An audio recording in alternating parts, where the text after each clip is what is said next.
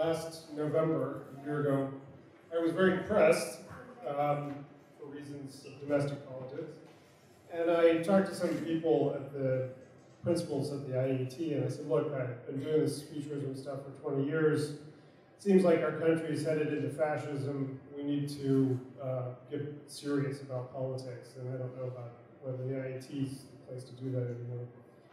And they talked me out of it. And they said, look, the ideas that we've been promoting at the IET and in transhumanism are the vision of a positive future. And what people are facing around the world, and because of the cause of this turn towards neo-authoritarianism, Duterte, Putin, Modi, the AfD in Germany, is old solutions, 20th century ideas, racial nationalism, old versions of Marxism, giving everyone a job in response to automation. And that we need to be in that space of taking seriously the emerging possibilities and presenting a positive vision of the future for whatever political stripe comes along, because all of those folks need to be thinking about what the future is really going to look like. And I took that seriously, and I think that is our project, that we do have a very critical role to play. And it may not seem like we could play such a role when we're just small groups like this, but I'm a sociologist, and I've always followed the role that small groups of ideological people have played. And one of my favorites is, for instance, the Fabian Society. Started in the 1880s in England. It involved occultists and rationalists. It involved advocates for cooperative, building cooperatives. It involved early labor union activists. There were people, H.G. Wells was a member, Bertrand Russell, and they founded the London School of Economics, and in 1900 they helped found the British Labour Party. And I think that this is, for successful small ideological movements, there are many examples, the situationists, the Dadaists, the futurists, there are all kinds of examples in European history. But the ones that really made an impact were the ones that made a transition from being small cultural subgroups of people who could just get together and have wildly different ideas, but just were happy to be able to talk about those ideas with each other. They made the transition to actually connecting with the actual issues and politics and causes and movements of their time. For transhumanism, I think that transition has to take place in the context of actual technologies that pose fundamental political challenges that the existing structures don't know what to do with. Automation, universal basic income is one of those kinds of questions that we're facing today. CRISPR has suddenly broken through and created new possibilities for human modification. And I just came from a meeting with the head of the National Academy of Science, National Academy of Medicine, people, bioethics, who are trying to think about what does CRISPR mean for the future of human equality? How do we, and I didn't, in those 2.5 days with them, I never said the word transhumanism. But the reason I was there, the reason I was invited was because I was recognized as someone who had given some thought to what does it mean if everyone gets a chance to change their kids and everyone gets a chance to change their own bodies? How could we still maintain a socially equal future in that world? So I think part of that transition away from being a culture, the Hpedia kind of illustrated the problem. To be a transhumanist, you have to master all of that material? Or is it simply, we don't have a term chemotherapist. The person who believes that there is such a thing as chemotherapy and that people should have a right to use chemotherapy. There's no such term, right? It's a lot of people, some people don't like chemotherapy, but we don't have an ideology for it. It would be a very thin ideology.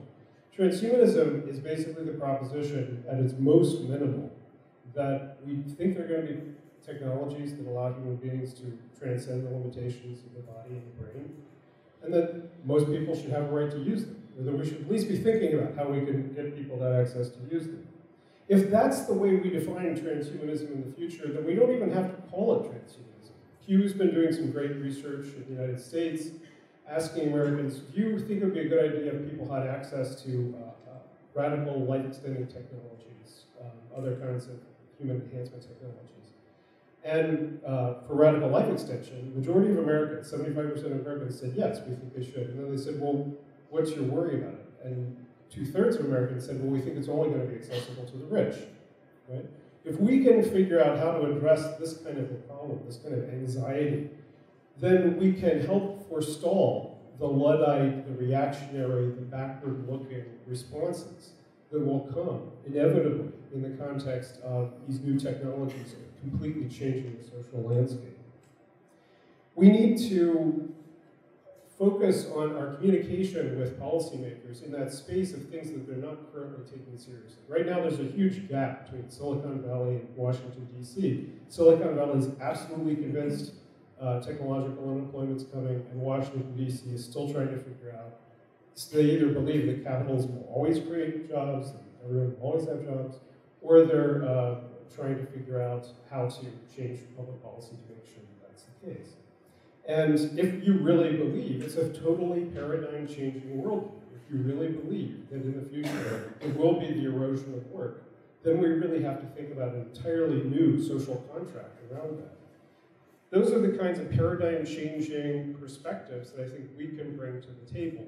Sometimes we will bring them as transhumanists, but sometimes, in a lot of scientific fields, and this is why I was interested in scientists embracing an ideological term, in a lot of scientific fields, you don't get any traction by saying, I'm pursuing my scientific endeavor as an ideologue of transhumanism. Sometimes you do, but usually not. And so sometimes we have to keep it close to our chest, our ideological identities, in order to accomplish what we're trying to, in order to talk to policymakers, pursue our scientific careers, our scientific projects. Stem cell research in the United States, the transhumanists, qua transhumanists, would have contributed nothing. We all supported stem cell research, but if we went out with placards saying transhumanists for stem cell research, that would probably have done it harm rather than have done anything for it. So I think we have to think about our isms and our subculture and how we make this transition as a subculture, as an ideological movement, into actual practical benefit to society. We need a pluralism of approaches, people who are pursuing ideological work and people who are pursuing practical questions that may not be labeled transhumanist. We need a pluralism of religious and political views. We need to recognize that we have not transcended the political landscape. Most of us, Gennady is doing great work, and he exists in a political landscape, and the ideas that his party will express will be situated in a political landscape and closer to some things than others. There also need to be folks on the other parts of the political landscape, pursuing our ideas, the interpretations of our ideas in context with those other kinds of politics.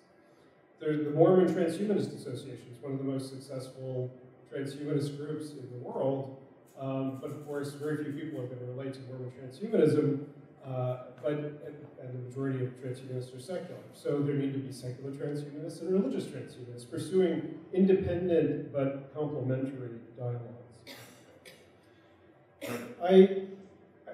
I have been promoting technoprogressivism as a particular flavor, and I came preparing to pound that drum and raise that flag, and I actually find myself quite encouraged by what I'm hearing, that transhumanism still has some legs as both a subculture and then potentially to make this transition as a movement that could have the kind of practical impact on the world that when I took over the World Transhumanist Association 12, 15 years ago, the kind of vision that I had at the time. And so I'm delighted that this meeting has brought us all together and helped show that we could have these kind of impacts in our own countries. And I'll just close by saying a couple of the things that I said to the folks at the National Academy of Sciences that I think are critical things that we have to say in these debates. One is that I constantly find myself pointing out to people that the things that they are so anxious about in terms of emerging technologies are actually old questions, right? People used to be angry at me when I was a child for reading all the time. And now it's that they're angry at millennials for looking at their phones all the time, right? Socrates was angry at the children of his age because they were not able to remember the odes of the bards anymore because they had learned literacy and they could just write them down. Some of these technological questions and the effects that they have in our society are continuous with the ones that we will face in the future. The struggles that we have over contraception, abortion, reproductive access today will determine some of the questions about how we deal with reproductive technologies in the future. The struggles we have over psychoactive drugs today will determine some about whether we will have access to cognitive enhancement drugs in the future. The privacy questions around the internet and around government surveillance today will determine the very scary questions that we have to face in the future.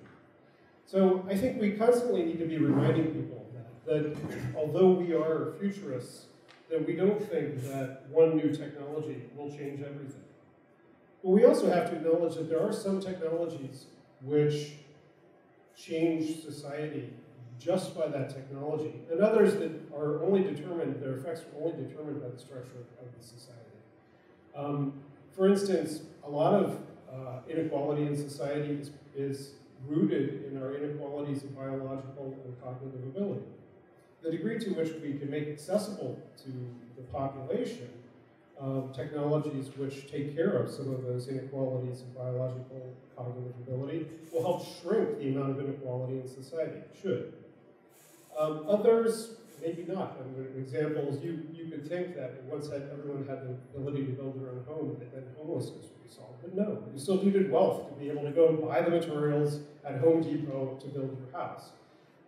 Intellectual property will be a fundamental constraint in some of the utopian aspirations that we have, because if you have to pay $1 million for that patent on that cognitive enhancement drug, then yes, you could print it out in your nanoprinter, and you could be a pirate and try to break the law. You see how much trouble people get in now for pirating music and film.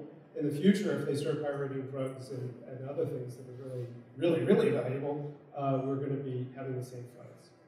So I think we do need to sharpen our own analysis about what are the technologies that should be perhaps in the future mandatory? What are the ones that should be perhaps banned that are in the category of weapons of mass destruction?